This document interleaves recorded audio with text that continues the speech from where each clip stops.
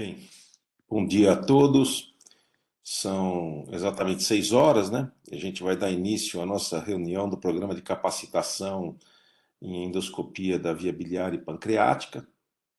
Hoje é 12 de julho de 2022 e a gente vai iniciar com um trabalho que foi avaliado pela Jennifer, que é a nossa R3, sobre as neoplasias intraductais mucinosas papilíferas de ducto secundário, se a volumetria, né, se o volume pode ser creditado como um critério de ressecção e comparar com outros critérios. Eu acho que esse é um trabalho interessante que vai realmente nos dar uma certa direcionada em relação àquilo que a gente tem, principalmente quando a gente recebe no consultório uma paciente que tem uma lesão cística de pâncreas completamente desesperada, né? E que a gente tem que orientar. Acho que esse trabalho vai ajudar um pouco a gente em relação a essa orientação. Então, mais uma vez, bom dia a todos. E Jennifer, por favor, pode apresentar o trabalho para a gente. Muito obrigado. Obrigada, doutor Celso. Bom dia a todos. Vocês estão me escutando? Sim, perfeitamente. Tá, ótimo. Então, esse estudo, né, ele vai avaliar a volumetria do cisto e o formato dele como uma nova maneira de tentar mostrar, ver se tem alguma relação com a malignidade, né, com a progressão da doença e se sim, usar possivelmente como um critério de ressecção. Então as neoplasias mucinosas papilares intraductais, elas são neoplasias císticas pancreáticas, né, e que tiveram o seu aumento na detecção em exames realizados por outros motivos de imagem, principalmente cistos menores e assintomáticos. Eles podem eles podem se comportar de maneira variável biologicamente, sendo totalmente benignos durante todo o curso da vida e apresentando também displasias de baixo grau, alto grau, até carcinomas invasivos. Então, o seu acompanhamento é necessário e potencialmente tratamento cirúrgico também, o que vai evitar o câncer pancreático em casos mais suspeitos, com maior risco disso acontecer, da malignização. Sobre atualmente o que a gente tem entre segmento e tratamento cirúrgico, né? Os últimos guidelines, eles recomendam a cirurgia, resumidamente, baseado na dilatação do ducto pancreático principal, né? Valores maiores do que 5 já deixam a gente em sinais de alerta, mais cirúrgicos a partir de 9, com certeza. Elevação sérica do CA 19,9, presença de nódulos murais hipercaptantes e o aumento progressivo da neoplasia cística no segmento. Entretanto, o diâmetro do cisto ainda é controverso no achado inicial, né? Esse aumento progressivo, ele é um que é recomendado em todos os guidelines. Agora, se você já encontrou ele de um certo tamanho, não tem ainda uma relação de concordância entre os estudos, entre o tamanho e o risco de malignidade. E visto que displasias de alto grau, elas podem ser encontradas também em cistos pequenos. Tem alguns novos parâmetros radiológicos que têm sido analisados pelos radiologistas para investigar, ver se alguma outra característica possa trazer mais informações a respeito dessa progressão, displasia, para displasia. E alguns estudos vêm investigando o volume do cisto. Na verdade, tem um estudo que saiu e eles se basearam nele para avaliar usando o volume do cisto, né? Já que os cistos eles não são circunferências perfeitas, se eu usar simplesmente o diâmetro para avaliar, nem sempre vai trazer um volume fidedigno. E a hipótese aqui é que maiores volumes estariam relacionados a maior secreção de mucina e, portanto, a maior expressão das MUCs, e isso geralmente está relacionado com o grau de displasia, né? Outro aspecto a ser investigado e que tem alguns estudos falando a respeito, entre a relação altura e comprimento do cisto. que eles chamam de elongation value, que é o valor de alongamento, uma tradução meio ruim aqui, mas ele avalia quanto mais próximo da esfera, teoricamente mais cheinho ele estaria, e mais também mucina teria dentro dele, maior chance de um quadro já com displasia. E então, ter essas hipóteses, né, de novos aspectos para a gente avaliar se tem alguma relação com a malignidade.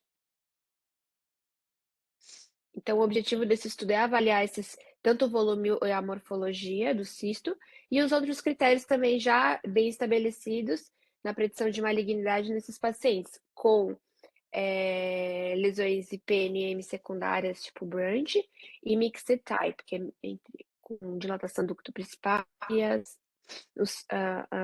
o tipo secundário associado, após a exclusão de massas sólidas. É que eles colocaram isso porque assim, o aparecimento da massa sólida já indicaria um quadro mais avançado, né?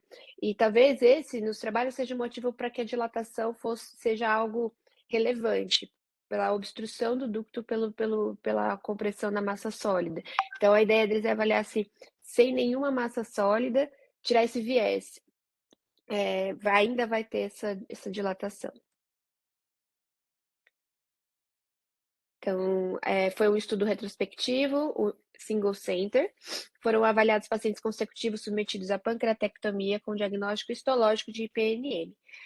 O estudo foi realizado no Hospital Universitário de Karolinska, na Suécia, e englobou pacientes de 2008 a 2019.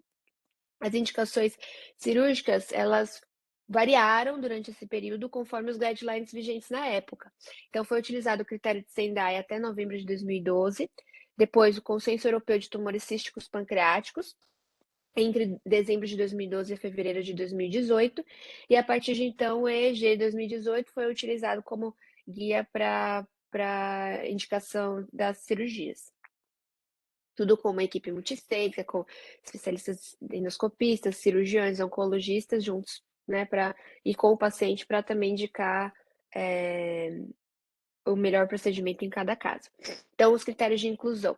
Foi realizar, todos tinham que ter uma ressonância pré-operatória e pelo menos um cisto tipo secundário, tipo branch, com diagnóstico histológicos e com ele detectado na ressonância do que foi impulsionado.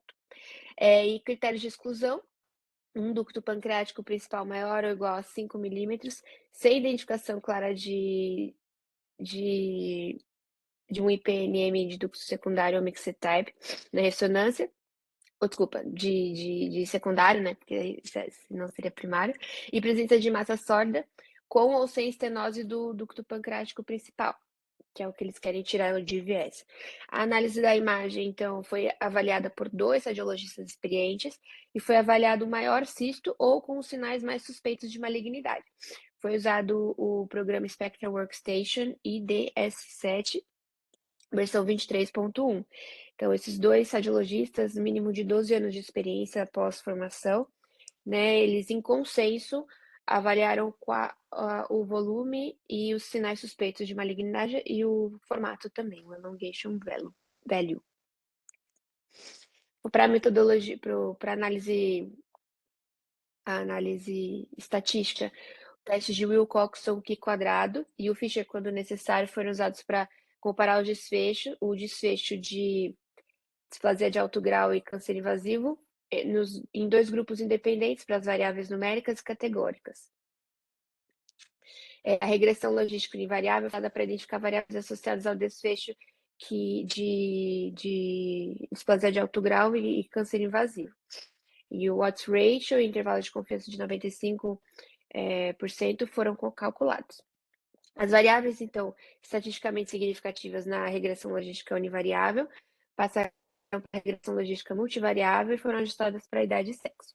Foram calculadas também sensibilidade, especificidade, valor preditivo positivo e negativo e acurácia, com um valor de P menor que 0,05, como sendo considerado estatisticamente significativo. E a análise toda foi realizada com o programa Stata 16.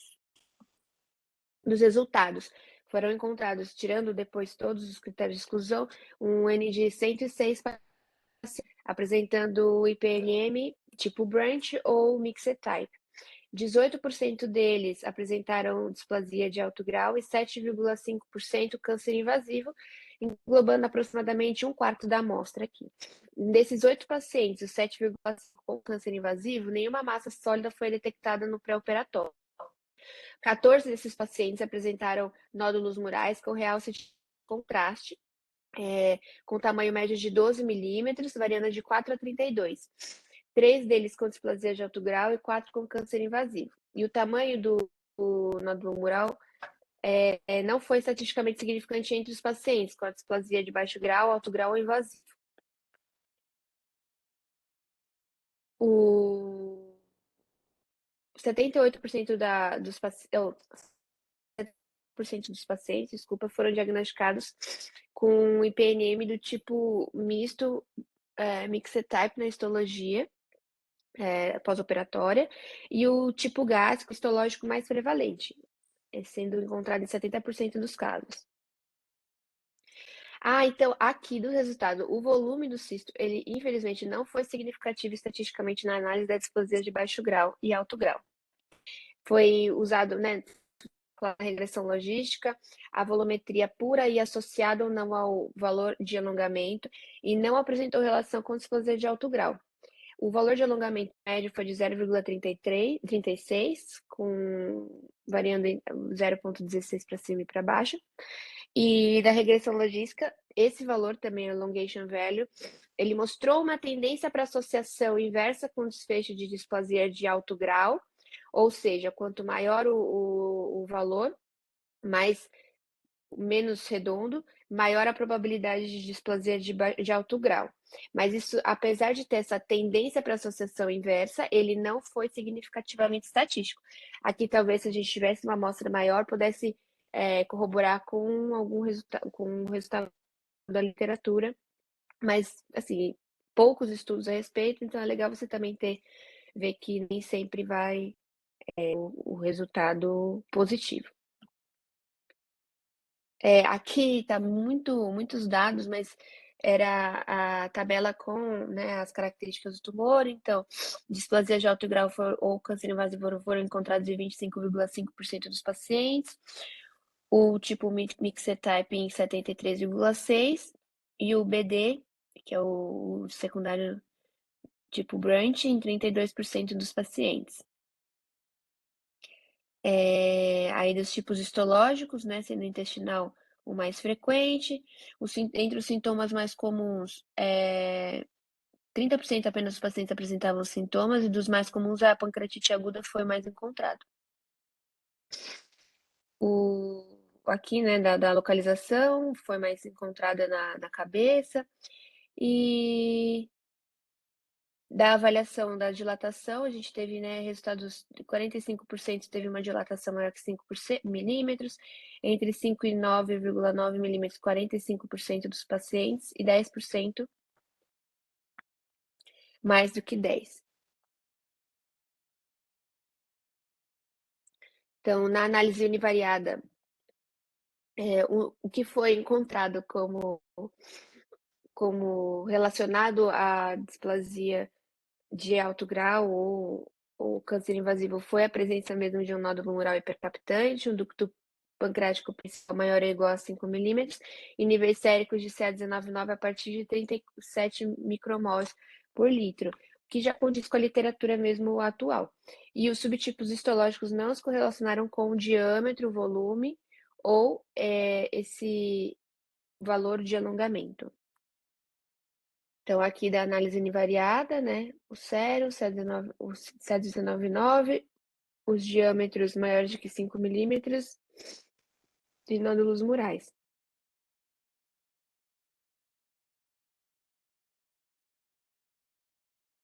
E colocando esses dados na análise multivariada, eles confirmaram também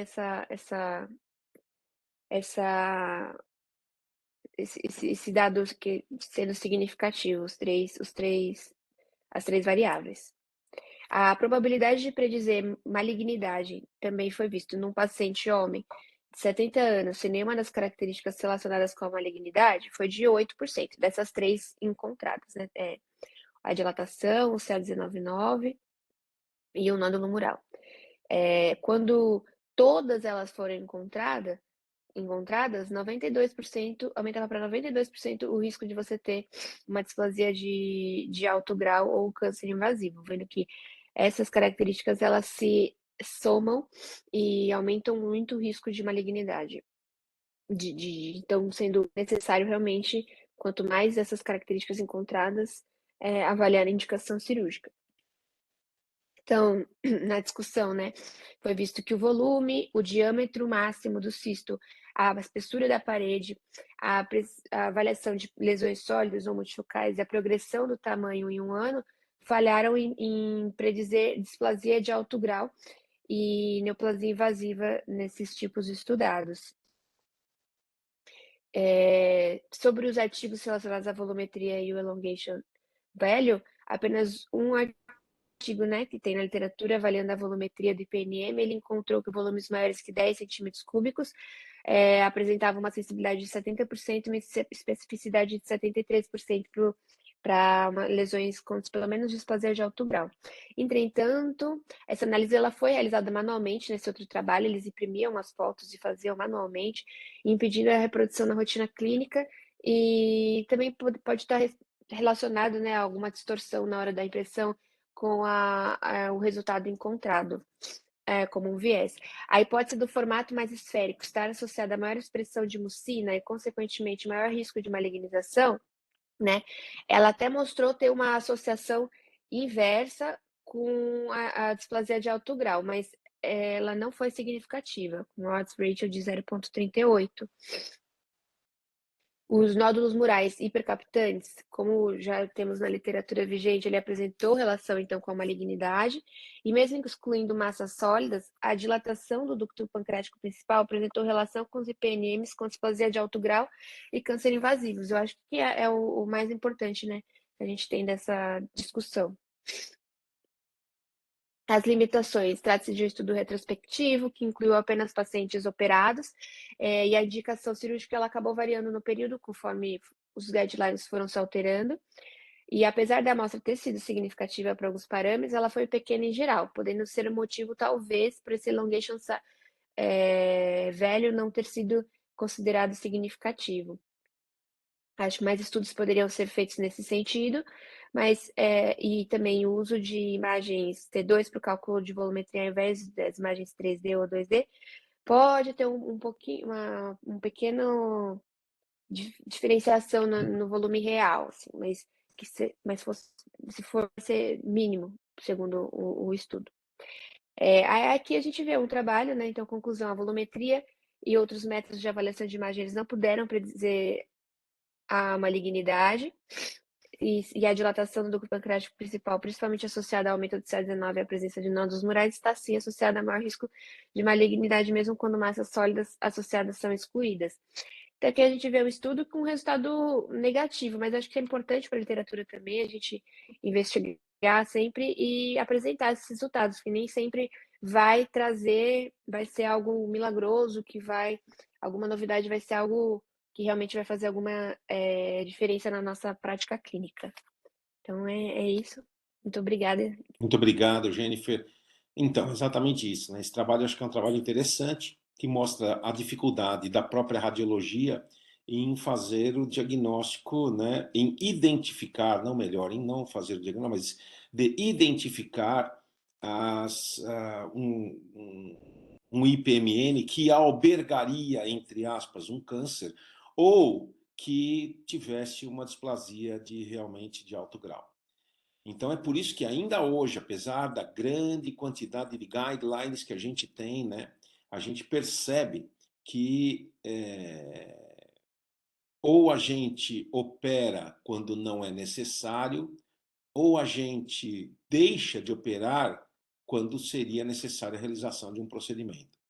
Ou seja, nós temos ainda uma sensibilidade, uma especificidade para praticamente todos os guidelines em torno de 75%, 77%, não mais que isso, não podendo chegar a 80%, tanto da sensibilidade quanto da especificidade.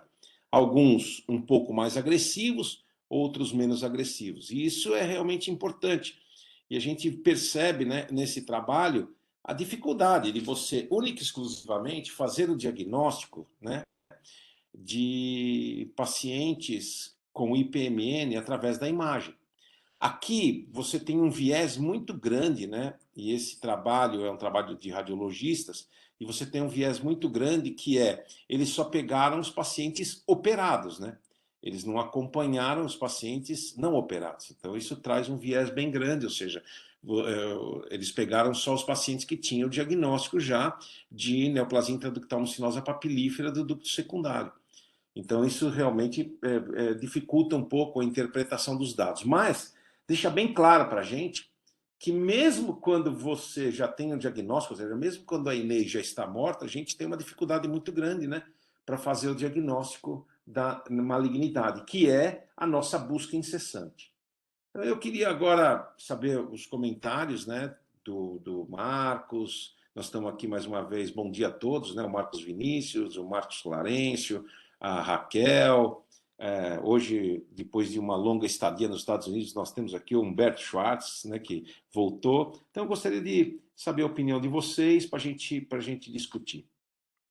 Fiquem bem à vontade. Bom dia, Celso. Bom dia, Humberto. Tudo bem? Tudo bom? Bom dia a todos. Prazer, uma felicidade voltar.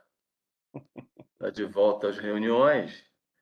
E eu espero uns 3, 4 segundos, né? Ninguém se manifesta para falar, acaba ficando comigo mesmo, né? Não, vamos lá, vamos lá. Na rotina. E antes de comentar o trabalho, queria parabenizar a Jennifer, né, pela apresentação. Foi muito clara a apresentação dela.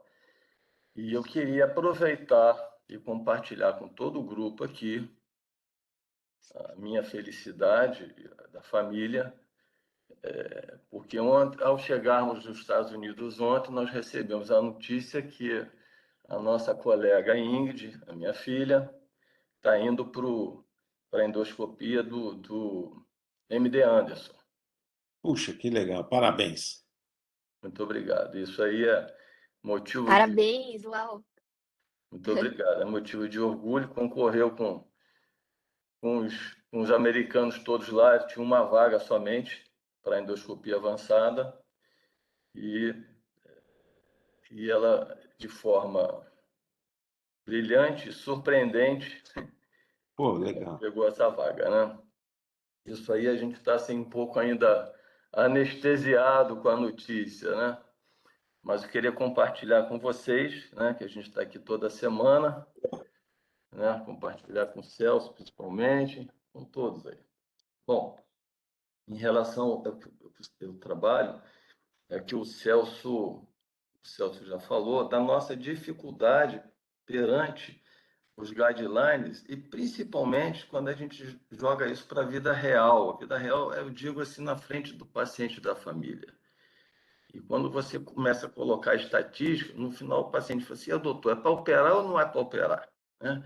No final eles querem uma resposta muito direta e a gente fica um pouco vendido, porque a gente não tem essa resposta concreta, definitiva, como o Celso falou, opera-se muitos que não se precisava e deixa de se operar alguns que precisavam, né?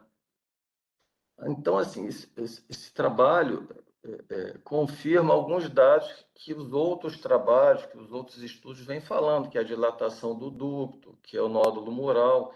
Então, são coisas que estão se estabelecendo como preditores de displasia ou de carcinoma e com indicação de cirurgia. A única ressalva que eu faço, assim, única do trabalho, é que em 78% dos casos, o N é muito bom, mas em 78% dos casos foi do tipo misto, que a gente já tem uma indicação cirúrgica quando você tem um tipo misto com dilatação do ducto. Então, assim, eu acho que a grande dificuldade que nós temos na prática é com o tipo secundário puro. E no trabalho foram só 30%. O paciente que já vem com uma dilatação do ducto, seja tipo do ducto principal, quer dizer, IPMN do ducto principal do ducto misto, a indicação cirúrgica já está praticamente estabelecida. Então, dentro do trabalho, foram 78 do tipo misto. Então, acho que reduz muito o número de pacientes que entram na nossa dificuldade do dia a dia, que é o secundário puro. Essa é a minha interpretação. E uma coisa que me trouxe surpresa é que o crescimento do cisto, né, anual de 5 milímetros, é também um indicador, se eu não me engano, se não de preocupação, já de indicação cirúrgica. E eles não acharam isso. Quer dizer, dentro dos parâmetros que a gente tem de dilatação, parâmetros de imagem nódulo mural, o crescimento é um dado importante em todos os guidelines. Então, eles não só confirmaram isso. Mas, de novo, vou ser repetitivo, 78% do tipo misto, eu acho que contamina, entre aspas, um pouquinho essa análise, porque já seriam pacientes para cirurgia. Tá certo que o objetivo do trabalho não foi assim, separar isso, mas acho que contaminou um pouquinho, contaminou bem essa análise, né? Porque no final das contas, o que a gente quer dizer para o paciente, opera ou não opera? Chama o cirurgião, olha, estou mandando para operar, né? Isso está definido de acordo com as análises de imagem, seja por ressonância, ultrassom direto ou ultrassom associado, né?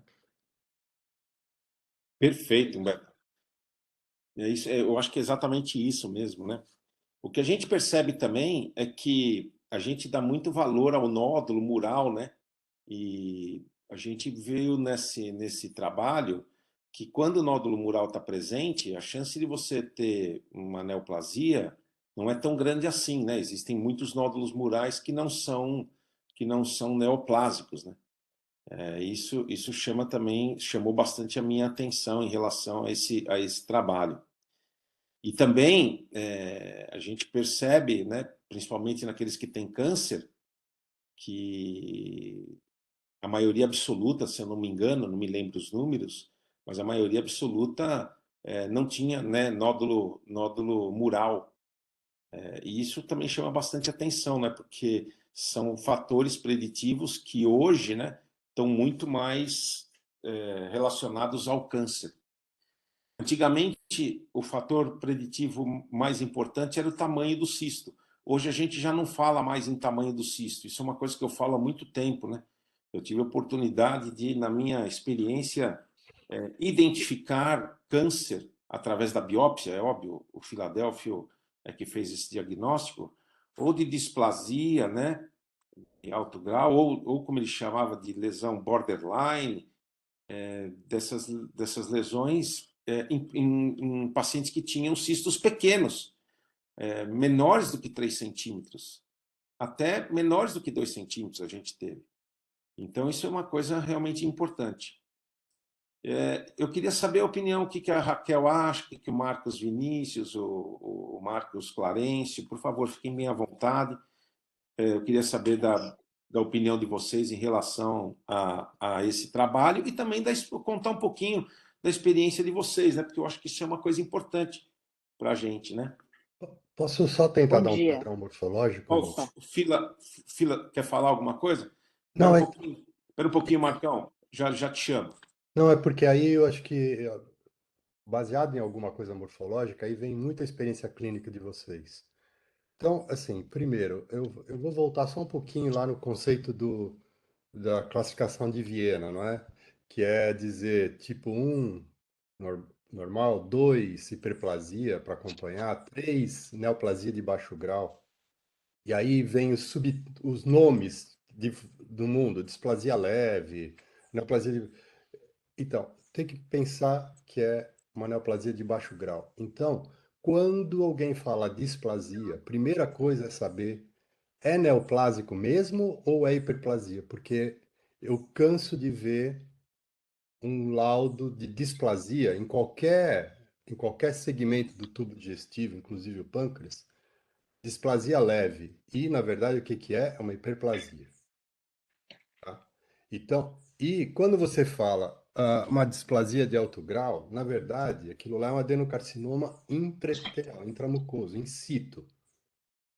Então, eu acho gozado que passa-se o critério, o conceito de que se você biopsiar uma displasia de alto grau, aquilo não é câncer. Claro que é câncer, ele só não invadiu ainda, tá? Então seria o Viena 4. Bom, quando lá no surgimento do Viena 4, lá no Congresso de Viena, uma das coisas era para o câncer de esôfago. Então, cada um chamava de uma coisa. A hora que eles falaram assim, olha, vamos usar o critério de atipia nuclear, e a displasia de baixo grau e de alto grau viraram um diagnóstico único. E aí facilita a vida. Então, no pâncreas, eu acho que a gente tinha que evoluir para isso aqui. É hiperplasia ou é neoplasia? Depois você fala se é alto grau ou baixo grau. Agora, a de baixo grau, não tem cabimento você deixar lá no doente, se for uma neoplasia de baixo grau, certo? Agora, o que que faz um cisto dilatar? Primeira coisa, dilatar de forma esférica. O epitélio está funcionando bem, portanto está produzindo mucina e ele está dilatando, ele está crescendo. É hiperplasia, tá certo? Imagina uma roda de pessoas, todos de mãos dadas, todos fazendo o mesmo nível de pressão. Você vai ter um círculo perfeito. Agora imagina que chega um, um espírito provocativo e começa a fazer mais força que os demais. O que que acontece? Você deixa de ter um círculo perfeito. Então, quando ele fala desse elongated value, o que que é isso? É que um grupo de células, um clone celular, passou a se dividir de forma diferente dos demais.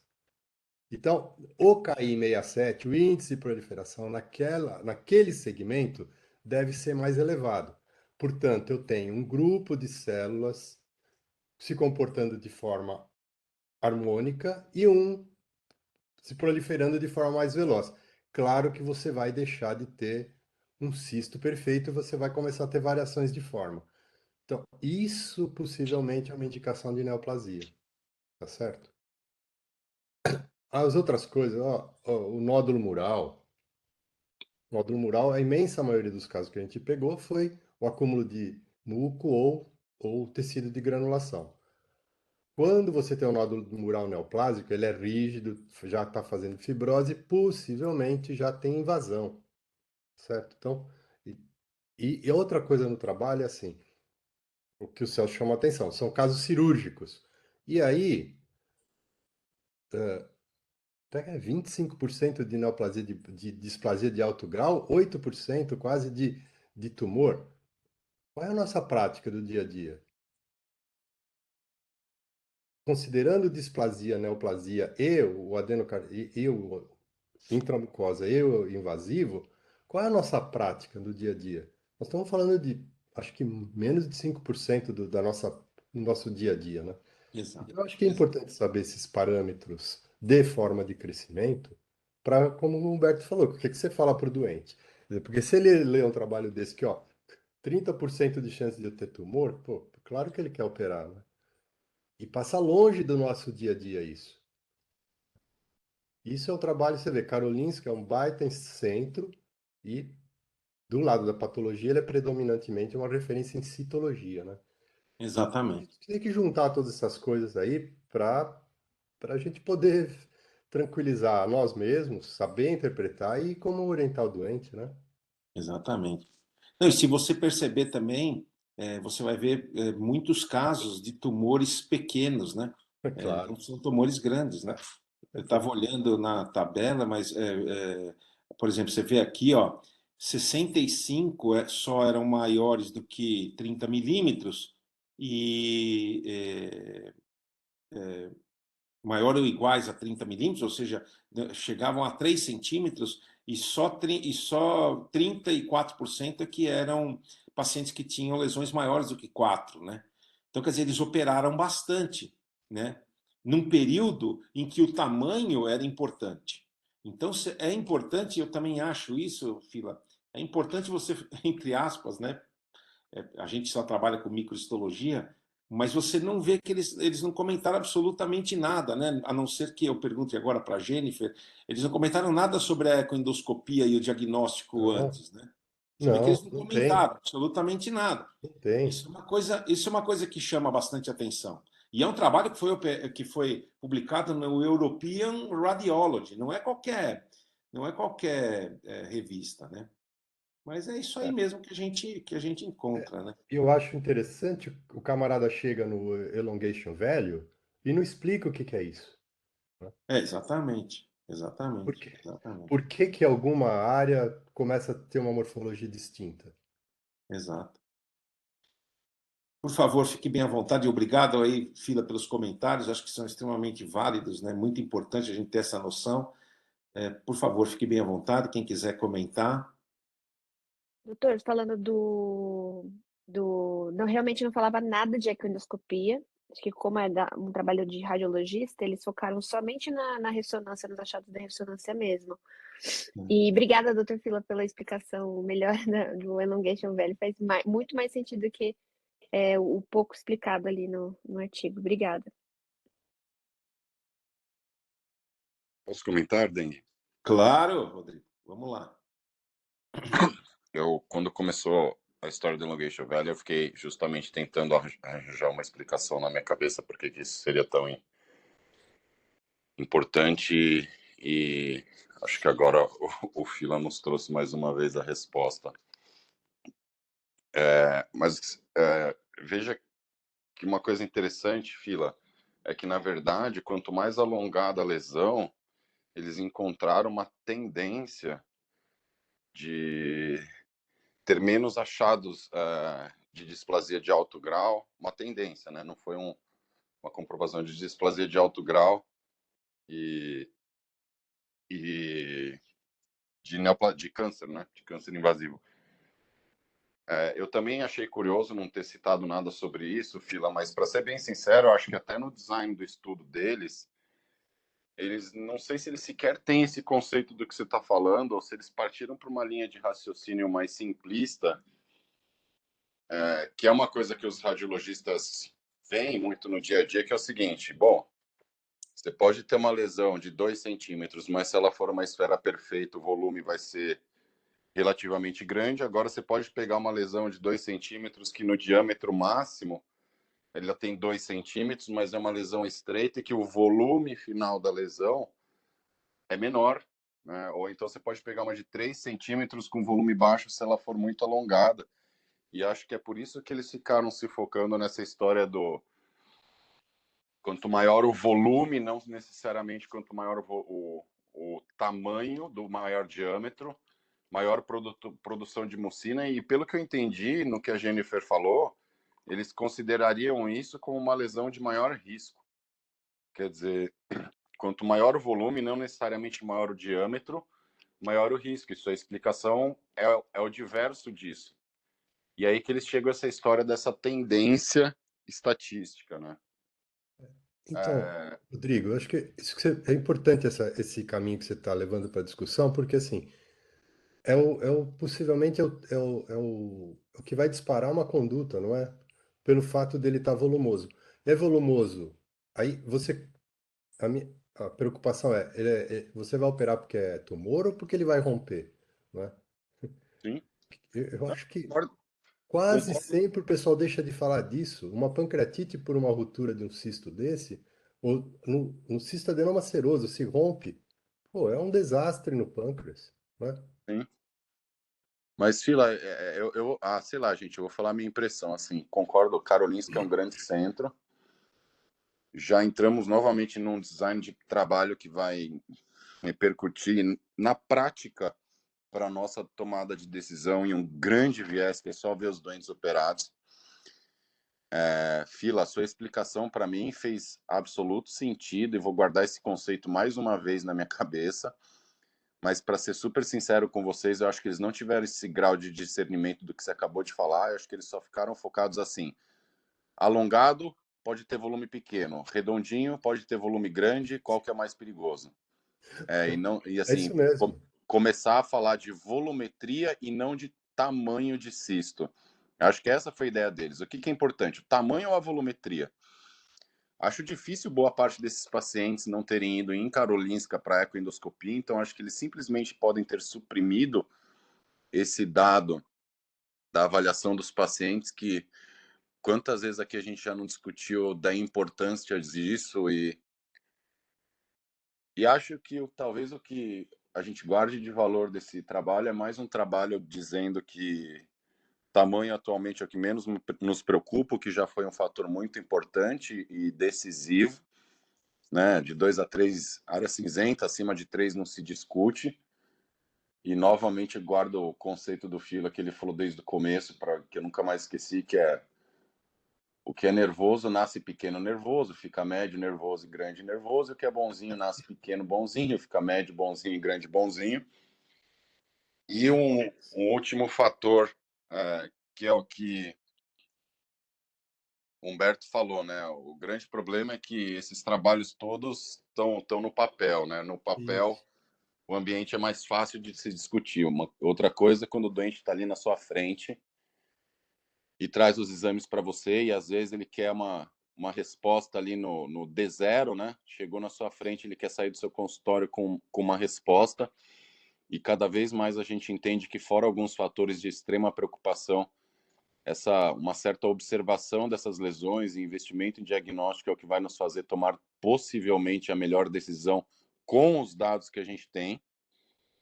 Então aí a coisa muda um pouco de figura do que a gente tem simplesmente lendo um artigo. E lembrar sempre uma coisa, né? Quando a gente já pega o câncer, a gente já chegou tarde. Então, é isso que torna a nossa decisão ainda mais complicada ali no consultório e na prática clínica, né? Então, assim, a hora que você vê um câncer invasivo, uma displasia de alto grau, a gente chegou tarde para o dente, a gente gostaria de ter chegado antes. E esse termômetro aí vai ser sempre um termômetro difícil de ajustar. Perfeito. Fila, quer fazer mais algum comentário? Se não, Não, insistir nisso que o Rodrigo está falando.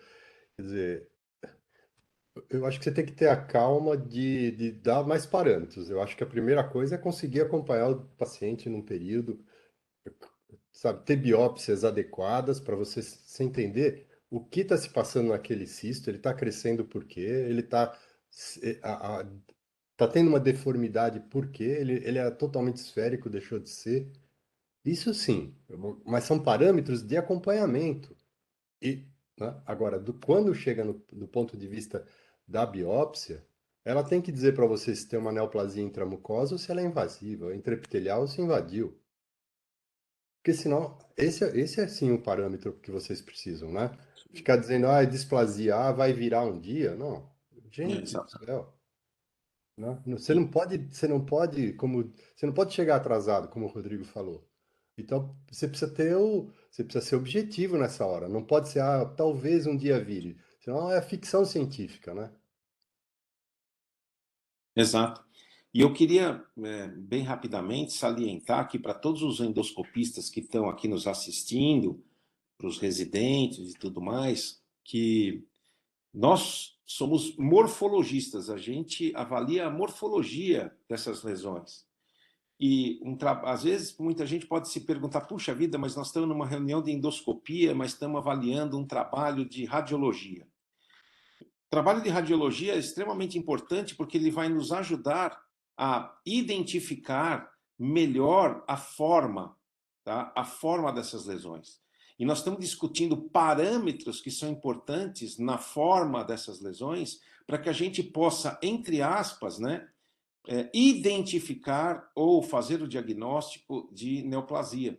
Isso é muito importante para a gente. Então, isso que vocês estão vendo aqui, apesar de ser um trabalho de radiologia, nós, quando começamos a fazer ultrassom, nós começamos a fazer, entre aspas, radiologia. Só que a gente usa uma forma totalmente diferente, que é a ultrassonografia. Enquanto a ressonância magnética, a tomografia, são evoluções da ultrassonografia que melhoraram em muito as imagens. Isso tem que ficar bem claro. Vamos abrir aí a discussão, por favor, fique bem à vontade, quem quiser falar. Arden, se Bom você me dia, permite. Celso. Oi, Raquel. Não sei quem ia falar também ali. Acho que eu vi alguém falar, mas não consegui identificar. Tá. Bom dia. Primeiro, parabéns, Humberto, que felicidade. Parabéns para a Ingrid. Puxa, que felicidade. E também queria parabenizar a Jennifer, eu gostei muito da sua apresentação, você foi muito clara, muito calma, bem legal para a gente assistir. Todo mundo já comentou que eu iria falar, então eu só acrescentaria que esses pacientes que nós recebemos no consultório, é claro que quando ele chega com uma apresentação clínica, ou seja, uma manifestação ou de pancreatite aguda, ou uma dor abdominal característica, que você acaba não tendo dúvida que a origem é pancreática ou está ictérica, ou seja, tem sintomas, você não tem muita dúvida, que você vai ter que fazer uma intervenção precoce. Todos os outros, você vai ter que pensar um pouquinho. Então, parar, analisar, juntar dados, isso foi muito bem colocado. O estudo radiológico, em geral, é o primeiro caminho que nós fazemos, então ele chega para nós, em geral, com uma tomografia, você complementa com uma ressonância, com colangio, pancreatografia por ressonância, e, eventualmente, ou na grande maioria, você vai complementar com a aquisição de material desse cisto, que você tem alguma suspeita ou algum sinal de preocupação. E a complementação sempre é com ecoendoscopia. Então, não é preciso sair correndo, já indicar um procedimento terapêutico para esses pacientes, se ele não tiver manifestação clínica. Você pode avaliar com cuidado, ou se ele já não tiver uma massa muito evidente. Em relação ao trabalho, eu fiquei imaginando essa conclusão, e até o professor Philadelphia esclareceu bastante, mas essa conclusão da importância do volume, que isso seria associado a uma maior quantidade de mucina. Mas eu fico imaginando se uma obstrução, e isso eu queria colocar para discussão com os colegas, uma obstrução por uma rolha de mucina, da saída desse ducto, se isso não vai gerar uma dilatação por acúmulo do suco pancreático ali dentro desse cisto, não necessariamente de acúmulo somente de mucina. Então, eu entendi que a morfologia, se ele for mais alongado, uma morfologia irregular, isso tem lógica em pensar que ele tem uma tendência a ser neoplasia do que um cisto bem regular, redondinho, mas o volume, eu fiquei em dúvida se eu posso já interpretar que isso daí está só cheio de mucina ou se seria secundária uma dilatação por obstrução, independente da quantidade de produção de mucina. Porque isso a gente às vezes vê, o paciente faz um quadro de pancreatite e não tinha uma dilatação tão importante assim do seu Wirsung. E uma rolinha foi lá, entupiu e fez o quadro da pancreatite aguda. Até gostaria de saber a opinião de vocês sobre isso. Alguém? Filadélfia? Fila? Ou quem ia... Eu não sei se eu entendi bem, mas a preocupação Ela é acha... se ele faz uma. Não, ela acha o seguinte, que, por exemplo, a formação de uma área cística pode ocorrer devido a uma obstrução do ducto secundário nutriente daquela lesão cística. Uma obstrução simples. Essa obstrução pode até ser por uma neoplasia mesmo, né? Não só... Pode até ser por uma neoplasia mesmo. Então, eu acho que é isso. Ou a célula está hiperfuncionante, ela é hiperplásica, portanto está produzindo muita mucina e ele cresce. Ou, claro, o fenômeno obstrutivo, sem dúvida, é uma outra condição. Perfeito. Pois é, por isso que é difícil, eu acho, que eles tirarem a conclusão que só o volume seria um indicador Claro, de claro, displasia. claro. Acho que é justo ao contrário. Exato. A célula está funcionando bem, a célula neoplásica acaba não produzindo, inclusive muda o padrão da mucina eventualmente quando ela invade. Então, é outro funcionamento, não é? Perfeito. Raquel, assim, eu só vou reforçar que eu acho que realmente eles tiveram um raciocínio para a elaboração desse trabalho. Eu não sei quanto não houve um viés na análise estatística de chegar a uma conclusão que no final foi só uma tendência mas foi um raciocínio, sei lá, que me deu a impressão depois do Dr. Fila falar muito simplista em relação ao raciocínio do Dr. Fila. E o que eu acho que eles pensaram é isso: você pode ter um diâmetro máximo de 3 centímetros num tubo alongado e o volume ser pequeno, então isso, em teoria, falaria a favor de benignidade. Eu acho que eles estão pensando em termos de volume assim: quanto maior o volume, mais perigoso é, não só necessariamente o diâmetro. Então, quanto maior o volume, pior. Então, você pode ter uma lesão de 2 centímetros de diâmetro, mas absolutamente circunferencial, esférica, e o volume ser grande, e isso seria teoricamente pior do que uma lesão de 3 centímetros com volume menor por ser alongada.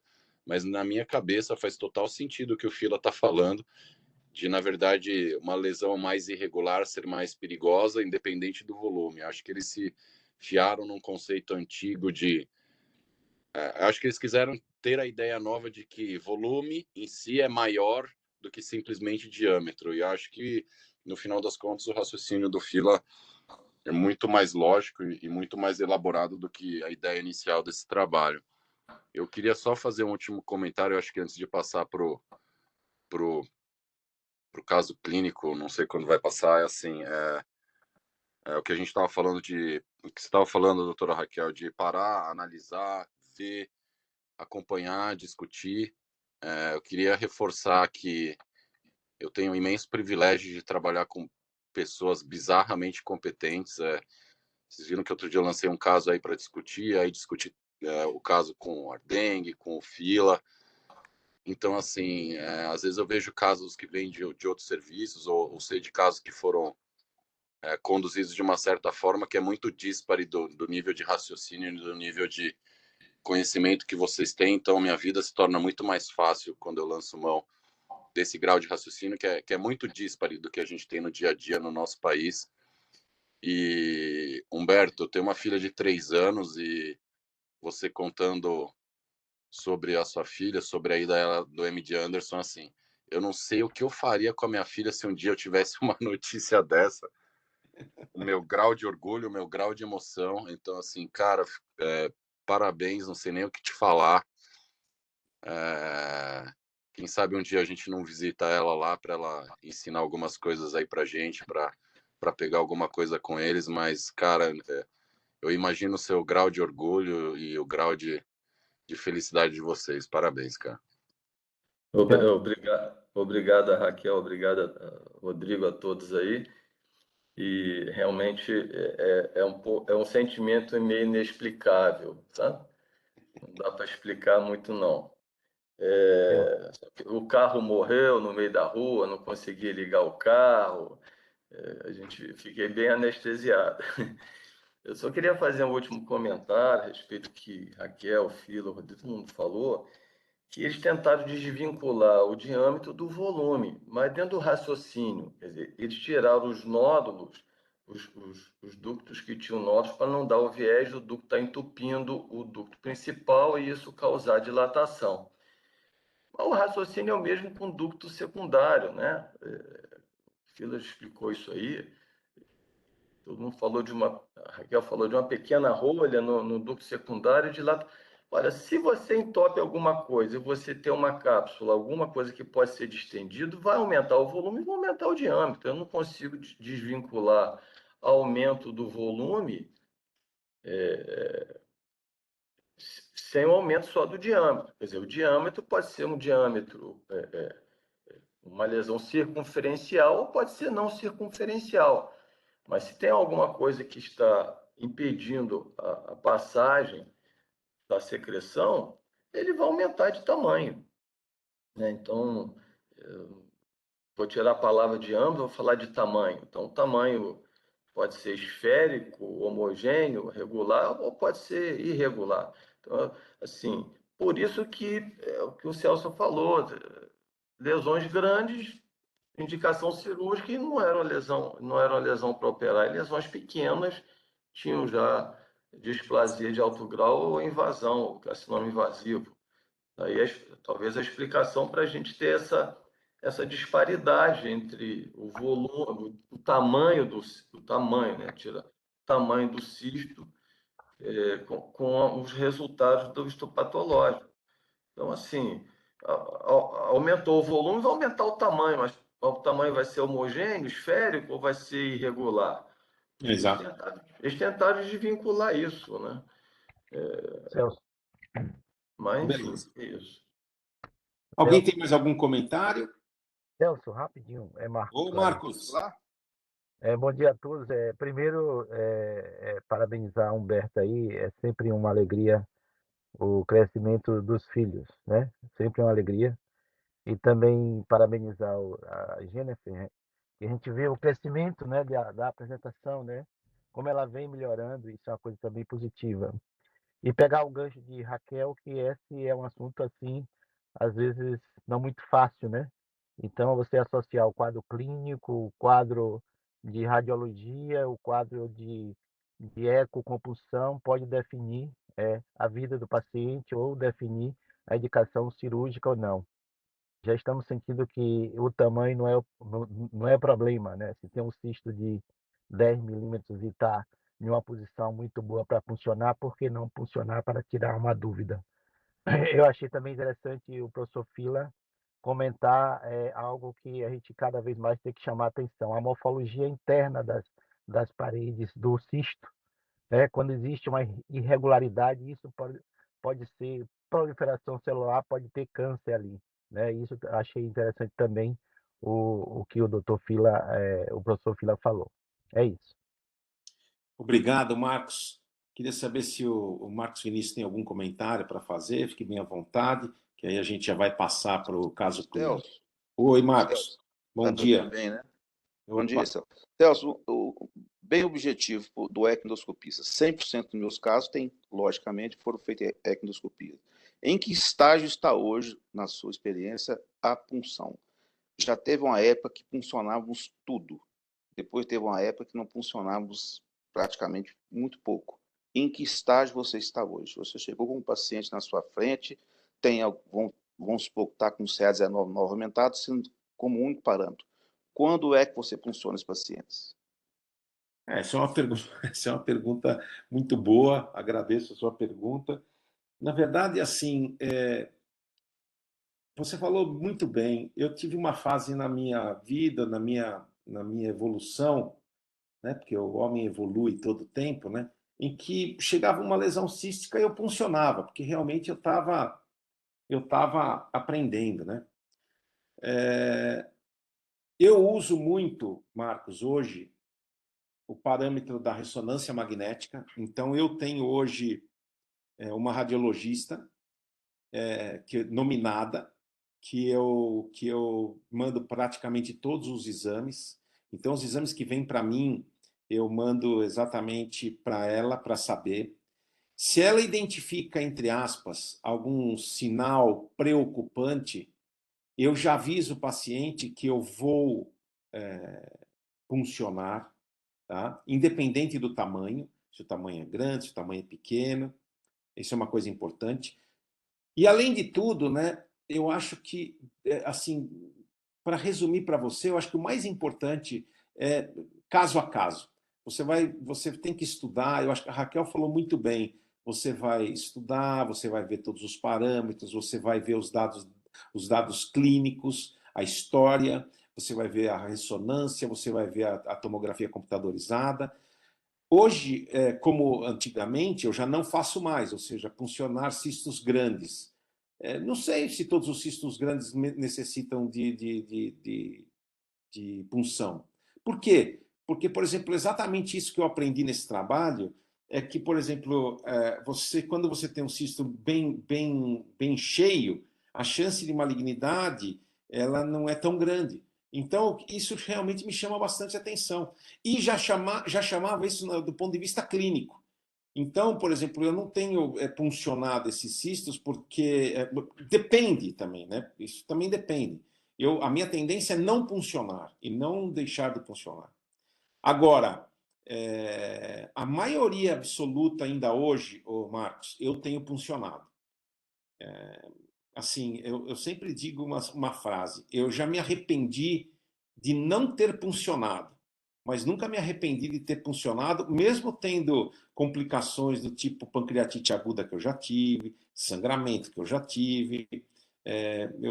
Realmente eu nunca me arrependi de ter feito a punção, porque você, quando tem um patologista também nominado que faz o diagnóstico, aí fica muito mais tranquilo para você orientar o seu paciente. Espero ter respondido sua pergunta, Marcos.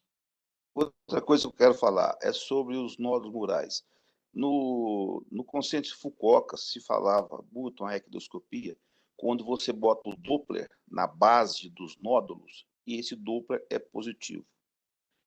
Esse é um critério que eu tenho, não é nenhum trabalho, os casos que eu fiz a equidoscopia e indiquei a cirurgia, esse é um detalhe que teve presença de malignidade em quase todos. Certo. É o Doppler positivo na base do nódulo.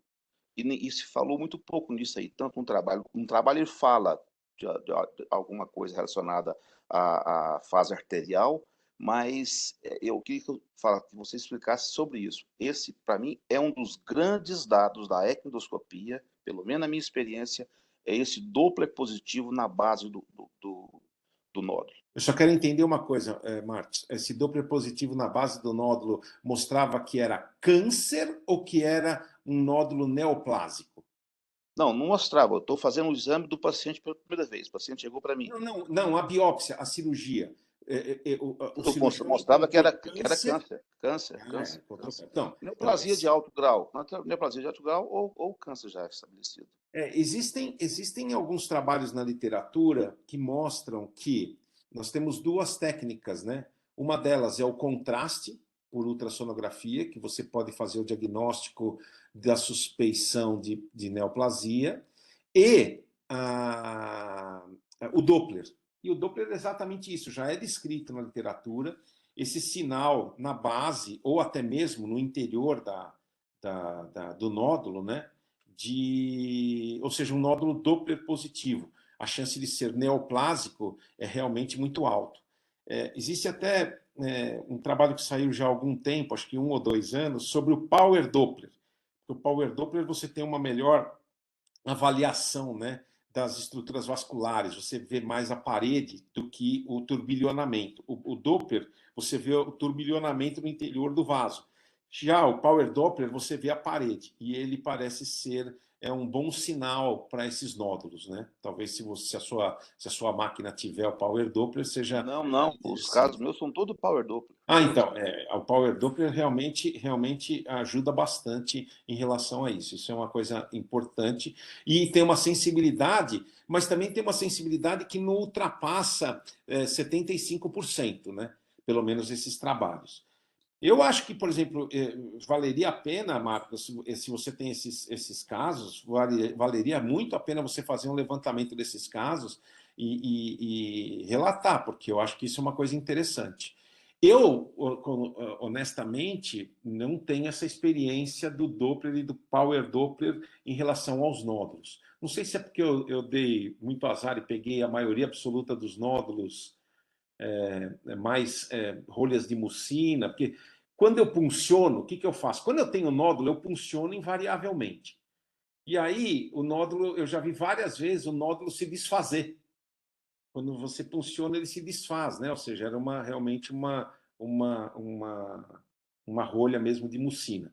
Eu tive a oportunidade de ver, assim, na minha casuística, que eu me lembro, assim, de cara, eu me lembro de 3 pacientes desses, um até eu fiz a biópsia e o Fila deu o diagnóstico, mas ele deu o diagnóstico de um IPMN, mas não tinha absolutamente nada.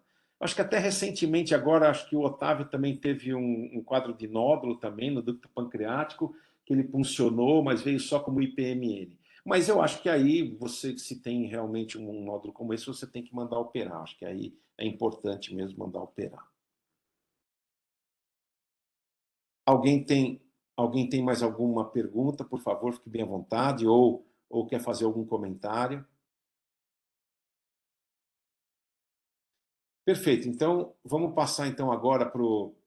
Bom dia, doutor Celso. Posso falar antes? Claro, pode. Primeiro, eu quero parabenizar o Humberto, pelo amor de Deus, hein, Humberto? Que orgulho, rapaz. Eu aqui, como brasileiro, tô orgulhoso. Imagina você como pai. Puta, transmitam nossos parabéns para ela. Vou chamar ela de minha irmã mais nova, porque você sabe que você tem idade para ser meu pai, né? Lógico, tranquilo.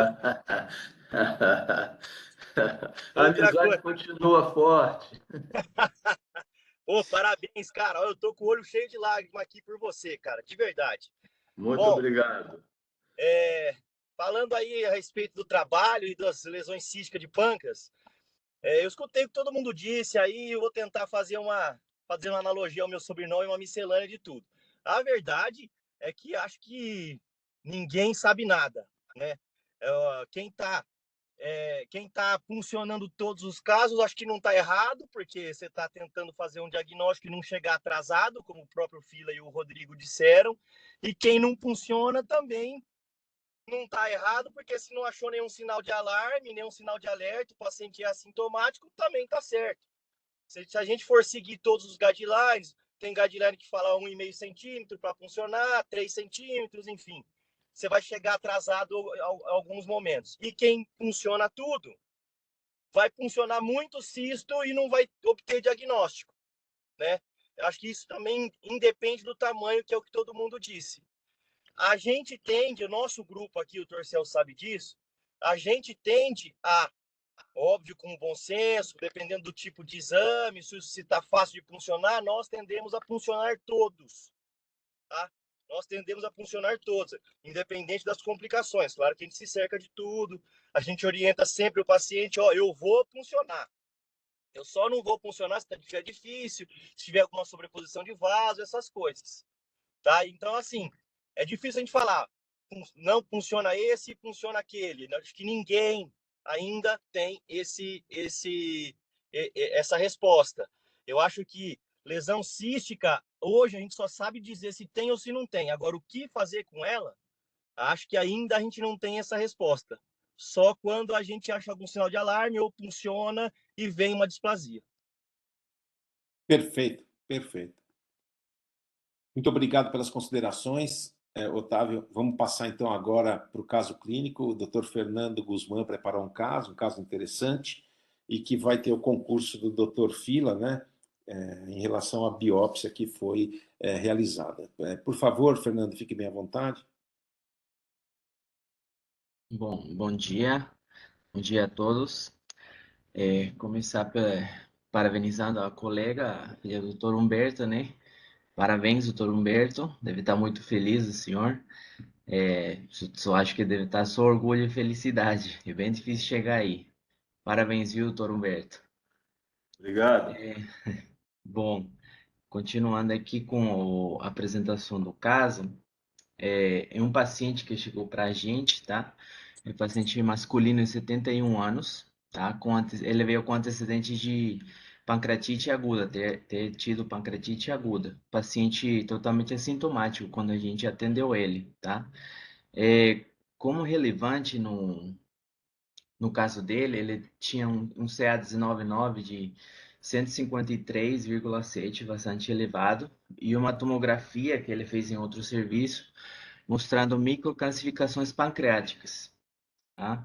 Esse paciente, eu coloquei aqui os laboratórios dele, cronologicamente, os valores do marcador, né, que foi em aumento, teve aumento, e a tomografia que ele fez em outro serviço, tá? Aí mostrando aquelas microcalcificações que eu deixei marcado aqui com a setinha, microcalcificações no pâncreas, tá? Eram múltiplas microcalcificações. Aí eu consegui... Fernando, só um momento. Essa é a tomografia, né? Pode passar a tomo. Isso. Eu queria ouvir a opinião dos colegas em relação a essa tomo e o que fazer. Sim, eu coloquei aqui a tomografia em 2 cortes que ele fez, tá?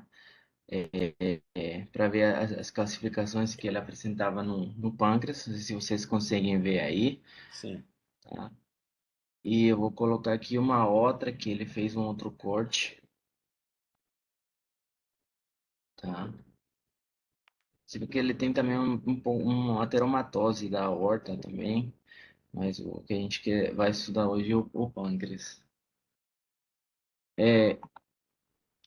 Bom, aí falando o que o Dr. Celso disse, queria que alguém comentasse sobre o... Eu queria saber o que vocês acham. Então, olha, veja bem, é um paciente que teve um quadro de pancreatite aguda, ele tem um CA19,9 elevado e ele tem microcalcificações pancreáticas. Na sua história, ele não conta ser um usuário de bebidas alcoólicas, absolutamente nada. Eu queria saber bem rapidamente qual o diagnóstico vocês suspeitariam e o que é que vocês fariam. Vamos lá, Humberto.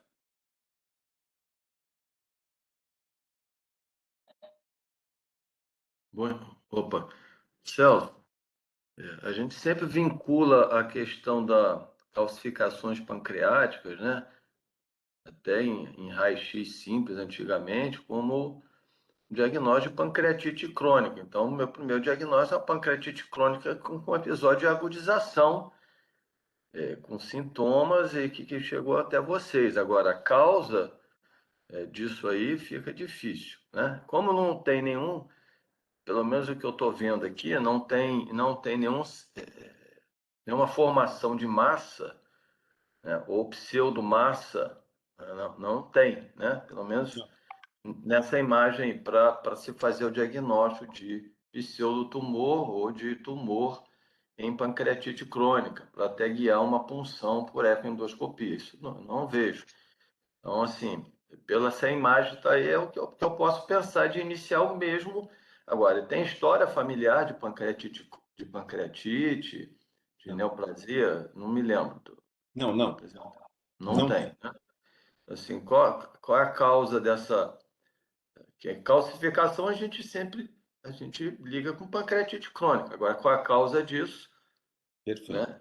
perfeito. Etílica não tem. E o que você faria, Humberto? Rapidamente. Vamos partir para a eco para ver se a gente vê alguma área que seja puncionável para justificar esse CA19,9 aumentado, né? Perfeito. De um paciente que possa estar começando com uma neoplasia aí não vista nessas imagens aí da Perfeito. tomografia. Raquel? Então, calcificação difusa, realmente o diagnóstico é pancreatite crônica. A etiologia não está definida, não sei se é um paciente tabagista, se tem outro fator, e fez uma agudização. A associação com neoplasia pode ocorrer em qualquer tipo de pancreatite crônica, embora a gente não fique fazendo rastreio disso, mas pode ocorrer, a gente sabe disso. É assim, não tenho nenhuma evidência nesse momento para pensar em neoplasia. A elevação do CE, até nosso expert em CE, o Rodrigo pode falar melhor, mas pode estar elevado na pancreatite crônica, e isso dá uma confusão danada. Eu realmente confesso que não saberia se essa elevação que dobrou seria um fato significativo.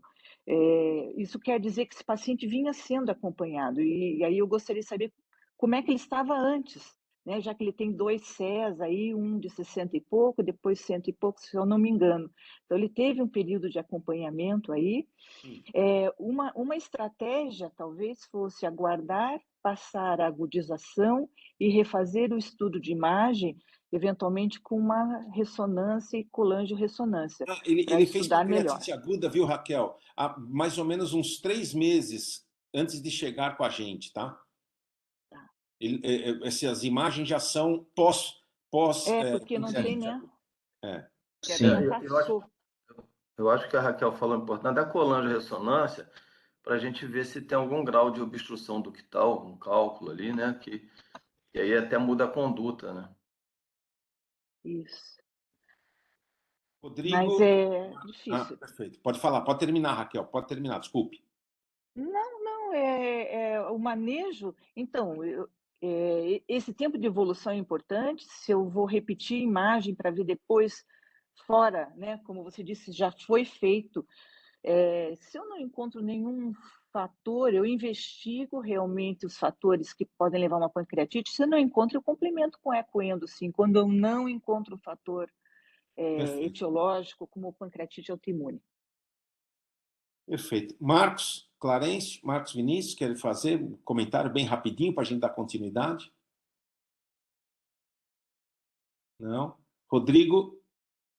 Eu acho que eu partiria para outros métodos, a ressonância eco para avaliação desse parênquima. Acho que a gente ainda talvez mantivesse como maior chance uma pancreatite crônica com agudização, e existem casos, né, de agudização de pancreatite com flutuação e elevação do marcador e depois com resolução espontânea.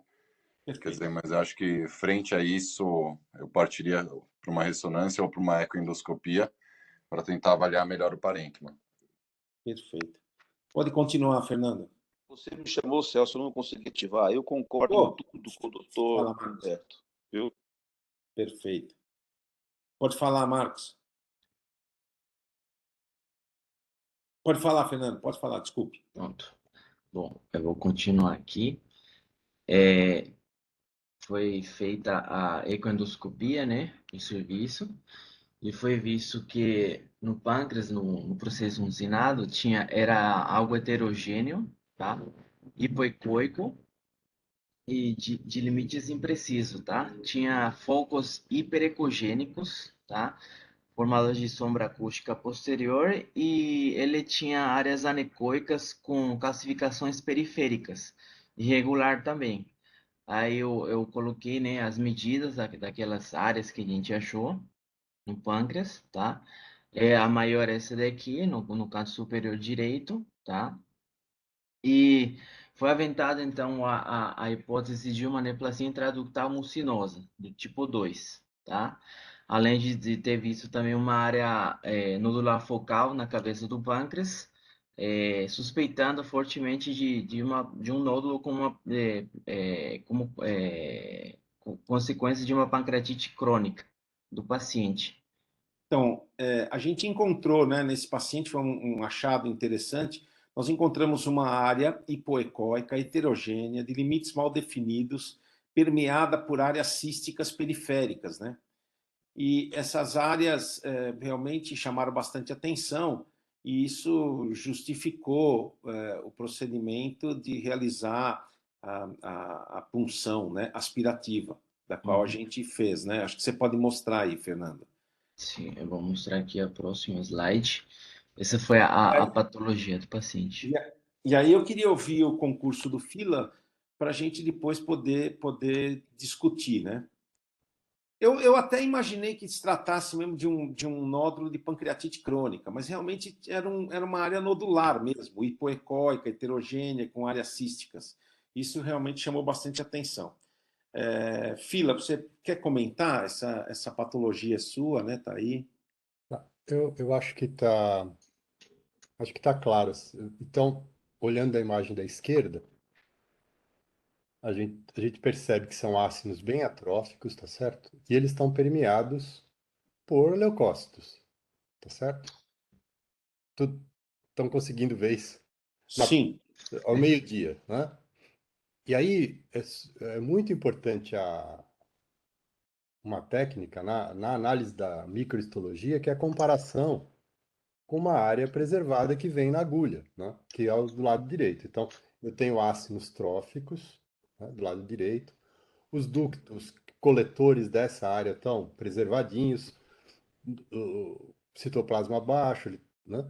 Agora, quando a gente vem para a imagem da esquerda, então, primeiro, o lóbulo está distorcido, né? Porque entraram leucócitos, e o ducto está dilatado, certo? E o citoplasma alto, quer dizer, é neoplásico isso? Eu acho que neste contexto é regeneração, né? É hiperplasia por regeneração. Tá? Então acho que a gente não caminha para o diagnóstico, para o raciocínio de neoplasia aqui, tá certo? Então, eu acho que a gente está falando de pancreatite com ectasia ductal, né? Que vai fazer um cisto. Você fecharia o diagnóstico, então, de um nódulo de pancreatite crônica, por exemplo? Agora com essa quantidade de leucócito, eu acho que a gente tem um momento agudizante aí, não? Certo. E com ectasia ductal e não neoplasia. Perfeito. Neste material, é a minha interpretação. Perfeito. E o que você acha que a gente deve fazer com esse caso? Eu acho que agora essa é a discussão. eu quero ouvir o concurso de todos aí. Qual que é a opinião de todo mundo aí em relação a esse caso? Manda operar esse paciente? Controla esse paciente? Faça uma nova biópsia daqui a uns 3 meses, 6 meses? Eu estou perguntando para os universitários, porque realmente eu não sei bem o que fazer agora. Alguém se arrisca aí? Humberto, Raquel, Rodrigo. Agora, O senhor, eu acompanharia, não mandaria operar esse paciente, não. perfeito. Mesmo tendo sinais de agudização na biópsia, que o Fila definiu, né? Mas para mim se trata de uma pancreatite crônica com uma área pseudotumoral de pancreatite crônica, né? Então tentar ver a etiologia, mas não sei se isso vai mudar muito a conduta para ele, mas talvez, qual é a idade dele? 60, né? 71 anos. 71. 70 anos. Mas se fechar algum diagnóstico em termos de pancreatite hereditária, alguma coisa disso, ver se ele tem descendentes, né, e tentar colocar num protocolo de vigilância, né? Isso não está muito bem estabelecido, mas se tem algum descendente perto de 50 anos, também fazer exames. Enfim, mas operar agora não, né? E um pouquinho mais a fundo na história do etilismo, que geralmente quem bebe fala que não bebe, né? É igual aquela história que eu sempre falo, não, eu bebo social, mas quem que bebe antissocial, né? Se o cara faz social todo dia, social que é bom de beber, né? Com Você certeza. vai beber com os amigos, com os inimigos você não bebe. Então Exato. e um pouco a fundo nessa etiologia aí só nessa questão dos Perfeito. descendentes, mas acho que em termos de conduta não vai mudar. Perfeito. Raquel, quer fazer algum comentário? Olha, eu concordo com o segmento, Celso. Eu acho que esse paciente pode ser reavaliado em um tempo curto, aí 3 meses, novamente com uma ressonância e complementar eventualmente com a ecoendoscopia. O segmento é o mais tranquilo para ele. Perfeito. Marcos Vinícius, Marcos Clarencio. Acho que o Marcos Clarencio não está mais com a gente. Marcos. Segmento. 6 meses. Perfeito. Perfeito. Rodrigo. Eu seguiria, Celso. Acho que pegaram um pseudotumor pancreático, né? Por pancreatite. Perfeito. Acho que eu acompanharia, faria também no intervalo aí. Talvez entre 3 e 6 meses, talvez tendesse um pouquinho mais em 6 meses, pelos casos que eu vi, assim, de evolução em si das características da lesão, e eu seguiria. Perfeito. Gente, alguém tem mais algum comentário para fazer? Bem, se ninguém tem mais nenhum comentário, eu quero encerrar aqui a reunião, agradecer a presença de todos, mais uma vez parabenizar o nosso grande amigo Humberto, né, pelo sucesso de sua filhota, né? Realmente ela representa muito bem a família Schwartz e também o nosso país, né, nosso querido Brasil, aí fora, né, mostrando que realmente existem pessoas de muito valor, né, aqui nesse país.